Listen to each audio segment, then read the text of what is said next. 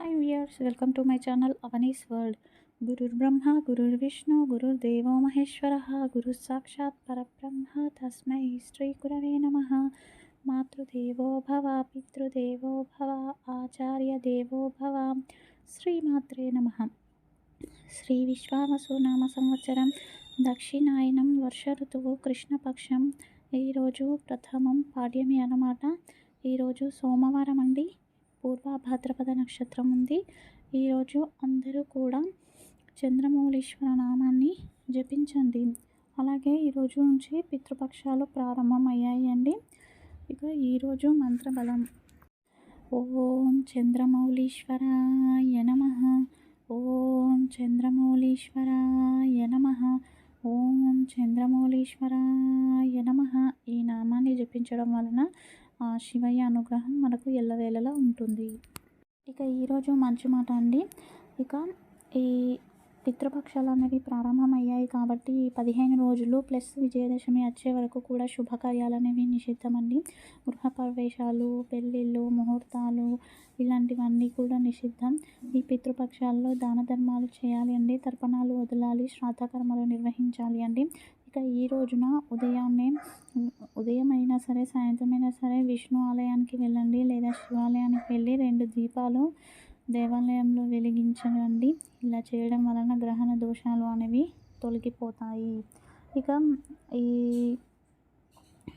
ఈ పితృపక్షాలలో జలతర్పణాలు వదలాలి, తిలతర్పణాలు చేయాలండి. నదుల ప్రవాహాల దగ్గరికి వెళ్ళకండి, ఎందుకంటే నిన్ననే గ్రహణం అయిపోయింది కాబట్టి ఈ ప్రభావం ఉంటుంది.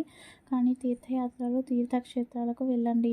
వేరే వాళ్ళ సొమ్ము కాకుండా మీ కష్టంతో, మీ సంపాదనతో ఒక్క రూపాయి అయినా సరే ఆ రూపాయితో మన పెద్దల పేరు మీద, అంటే పితృదేవతల పేరు పైన గోగ్రాసం ఇవ్వండి. దేవాలయంలో హుండీలు, దాన ధర్మాలు చేయండి పితృల పేరు పైన. ఇలా చేయడం వలన పితృదేవతల ఆశీస్సులు మనకు లభిస్తాయి అండి. ఇక ఈరోజు యాక్సిడెంట్లో చనిపోయిన వారు ఉంటారు కదండి, వాళ్ళకి శ్రాద్ధకర్మలు చేయడం, తిలతర్పణాలు వదలడం మంచిది అండి.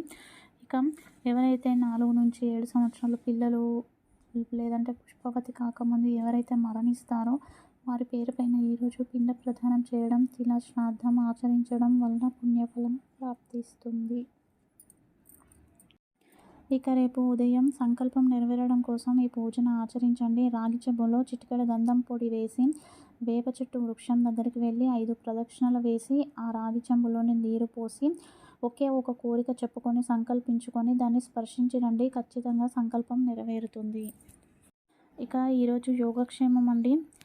మనకి గజకేసరి యోగం రావడం కోసం, అలాగే గురుగ్రహం, చంద్రగ్రహం ప్రభావంతో మనకు పేరు, కీర్తి, ప్రతిష్టలు, గౌరవం, మర్యాదలు, అపవాదులు దూరం అవ్వడం కోసం ఈరోజు సాయంత్రం విష్ణు ముందు కానీ, పరమేశ్వరుడి ముందు కానీ క్షీరాన్నాన్ని నైవేద్యంగా సమర్పించాలి అండి.